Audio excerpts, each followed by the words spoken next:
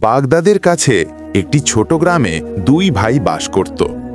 অন্ধ কিন্তু অসাধারণ বুদ্ধিমান যুবক আকবর এবং তার ছোট ভাই রহমত, একজন পরিশ্রমী কৃষক।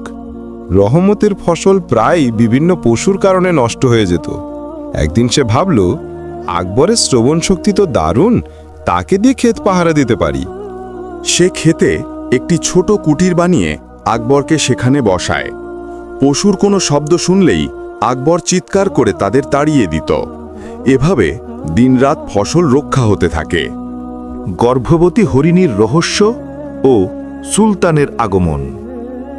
একদিন সুলতান মাহমুদ একটি হরিণকে তাড়া করতে করতে রহমতের সেই ক্ষেতে এসে উপস্থিত হন। তিনি আকবরকে জিজ্ঞেস করেন, তুমি কি হরিণটিকে যেতে শুনেছ? অন্ধ আকবর বলেন, জি শুনেছি, কিন্তু সুলতান, আপনি শিকারের জন্য পশুটি উপযুক্ত নয়। সুলতান অবাক হন। কেন?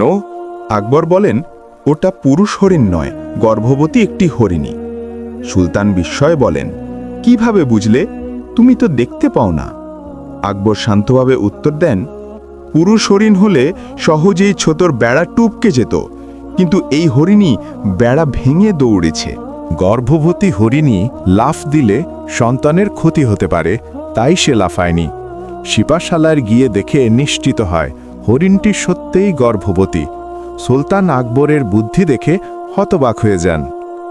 সুলতান আবার আসলেন এবং আকবরকে প্রাসাদে নিয়ে গেলেন।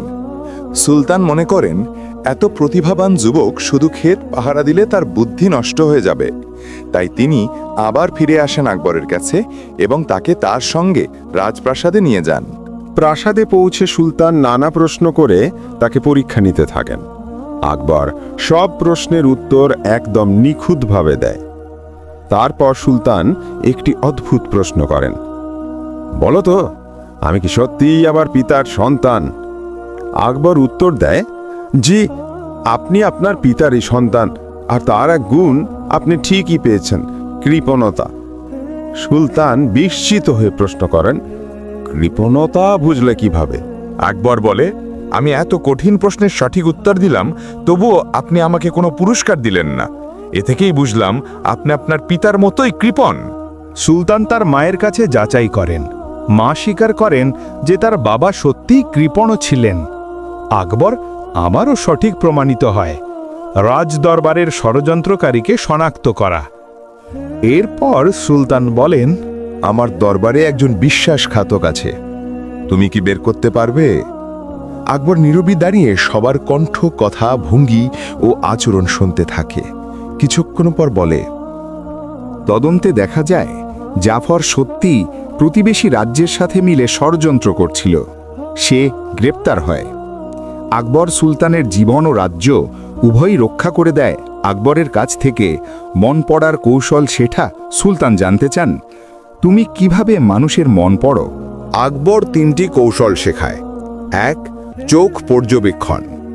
চোখ এদিক ওদিক করলে বা নিচে তাকালে বুঝতে হবে লোকটি কিছু লোকাচ্ছে। যে কোনো সময় ব্যক্তির ভেতরের অনুভূতি বলে দেয়। হাত মুখে নেওয়া, মুষ্টিবদ্ধ হওয়া, অস্থিরতা, সবই মানুষ কি ভাবছে তা বলে দেয়। সুলতান আকবরকে সোনা ও রূপায় ভরা একটি থলি উপহার দেন এবং বলেন, তোমার বুদ্ধি রাজ্যকে রক্ষা করেছে, তুমি সত্যিই অসাধারণ। তো বন্ধুরা, তোমাদের কাছে গল্পটি কেমন লাগলো কমেন্ট করে জানাও। আর গল্পটি ভালো লাগলে ভিডিওটিতে একটি লাইক ও চ্যানেলটি সাবস্ক্রাইব করে দিও।